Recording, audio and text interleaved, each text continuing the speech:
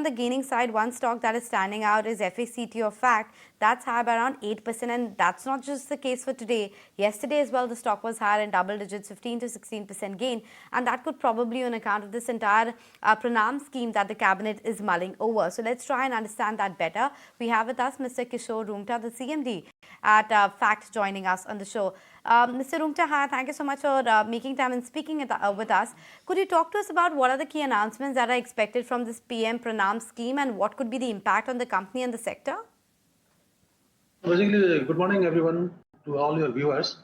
Let me tell you, the cabinet which was supposed to announce the scheme with respect to PM PRANAM, unfortunately probably meeting has not taken place, but whenever it takes place, because the government wants to promote the organic fertilizer and biofertilizer so that they can reduce the use of chemical fertilizer. So basically this is the incentive government is going to give, that whatever there is a reduction in the chemical fertilizer and whatever subsidy we saved, that will be passed on under PM PRANAM for production of biofertilizer and organic fertilizer, that is at the Tahsil level and the Taluka level. So it is a good initiative taken by the government of India for balanced use of fertilizer. We welcome it. Overall subsidy is expected to come down as well to about 1.5 lakh crore rupees, as we understand.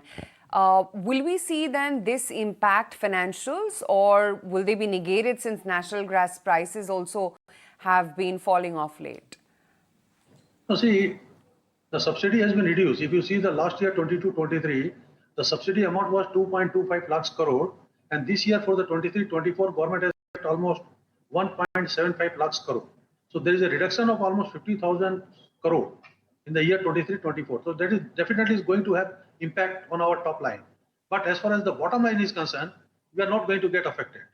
The reason being, the raw material price is also falling down correspondingly. So we are in a better position, we are in a comfortable position.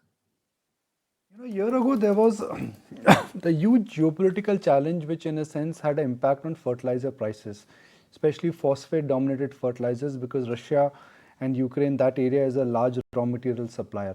Have the supply chains normalized now?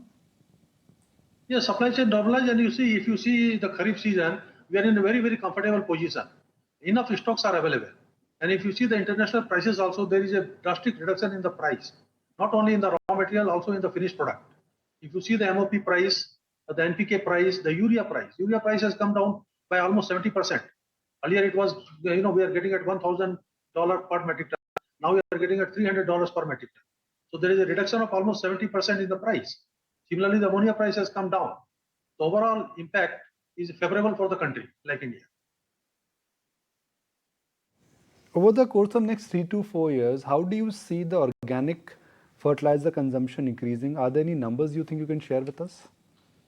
No, sir, because see, when we are going for the organic fertilizer, first of all, we have to educate the farmers the benefit of this organic fertilizer. So definitely, we are not going in a very mega scale. We are going to penetrate into the market in a small way. So once the farmers are get used to, because the chemical fertilizer gives the growth and the output very instantly. Whereas in case of organic, there is a doubt in the minds of the farmer.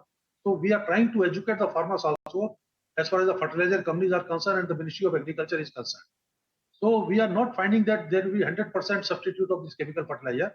But of course, even if we penetrate 5% to 10% the total volume, that itself will be a big achievement. But one of the transitions that we are seeing in the industry is move towards nano fertilizers, etc. What's the launch pipeline looking like for yourself? The nano fertilizer also, because now we have also tied up MOU, we have signed with IFCO that we are going to, because our presence is there in the entire southern India. So in fact, we are also going to do the marketing for the nano urea and the nano DAP also.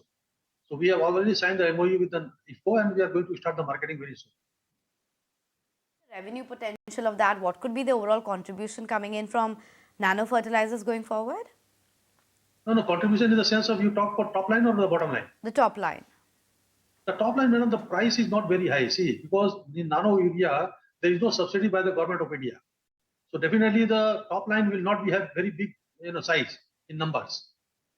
So it is basically just to see that the subsidy burden of the government of India, which is around 2 lakh crore, should come down. That is the whole purpose of this nano urea, because here the subsidy is not there. So top line will not be there too much. Bottom line, since you're saying top line might not be much, will it be very profitable, at least at the bottom line level, margin accretive, you think?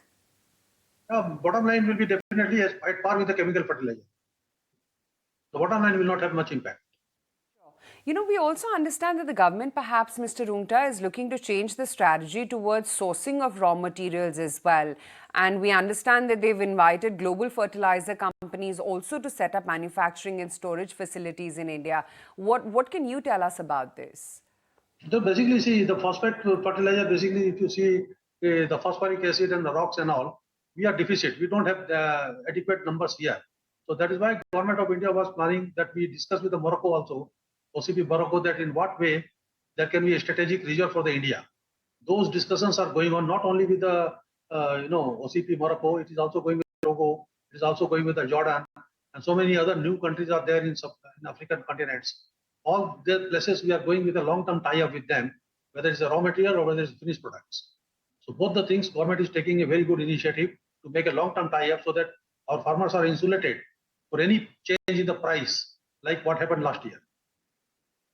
Sure, Mr. Rungta, but for FACT itself, what is the capex plan that you have lined up for, let's say, FY24 going forward as well? What kind of growth rates you are envisaging?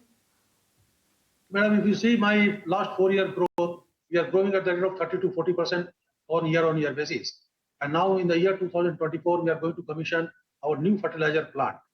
The work is going in a full swing, and then we expect that the production will be commissioned by July, August sometime, and that will give another 5 lakh tons fertilizer productions to the company. So my total basket size of the around 15 lakhs metric tons. Okay, Mr. Rungta, great to have you on the show. Thank you so much for taking the time out. And of course, the stock has really been buzzing. Let's just bring up the fact stock price up for you, 6.5% higher on a tear. 401 is where that stock is, and it seems like it's a fresh 52-week high for the stock.